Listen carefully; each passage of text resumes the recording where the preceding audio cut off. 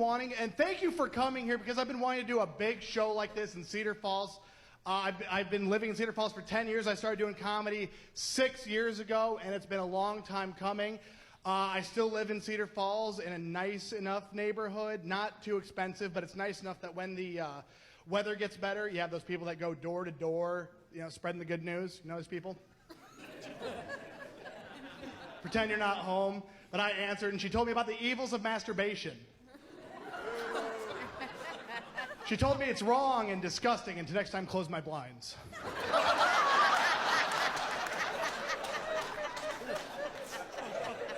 I'm also a little bit famous, not just for what was mentioned before, the stand-up comedy. I've also been arrested. The police called it indecent exposure, which hurt my feelings. I thought it looked pretty good.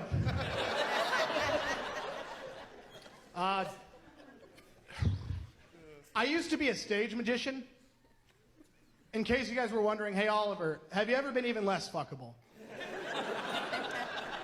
The answer is yes. I used to be a stage magician. And this is 100% true. I would go to college parties that I was not invited to. My roommates would throw the parties and I'd just come out to the living room and try to entertain the guests. But the only magic trick I'd ever pull off is I'd make all of the vagina disappear. I started taking dance lessons about 5 years ago, which shouldn't surprise anyone. This is clearly the body of a dancer. I'm like the opposite of that Elton John song. I'm the not so tiny dancer. But I like taking dance lessons. I like learning, because women, back me up with a round of applause. You like a guy who can dance, right? That's a good thing if a guy can dance. And guys, I think I figured out why that is, because guys, we just see a guy who can dance. They see a guy who can follow directions well enough to learn how to dance. And I had a lady come up to me after a show once and she said, Oliver, it's amazing. You do magic, you do comedy, you dance, you act. You're a double threat, maybe even a triple threat. And I said, thank you, because usually women just see me as a regular threat. And I've acted too. I have an IMDb. I've been in a couple movies on Amazon Prime. 0 good ones, don't watch. But I've been in a few movies, and I got my first stalker from being in these movies. Which I don't know how to deal with a stalker because I'm not used to attracting women in any capacity, let alone having a stalker. So I asked my friends, and they said, just ghost her. Just ghost her. So now when she messages me, I just reply back with, ooh.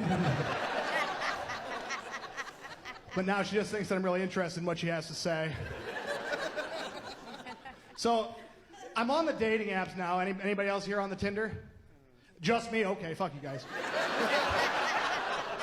300 plus people, almost 400. I'm the only single one. I got it.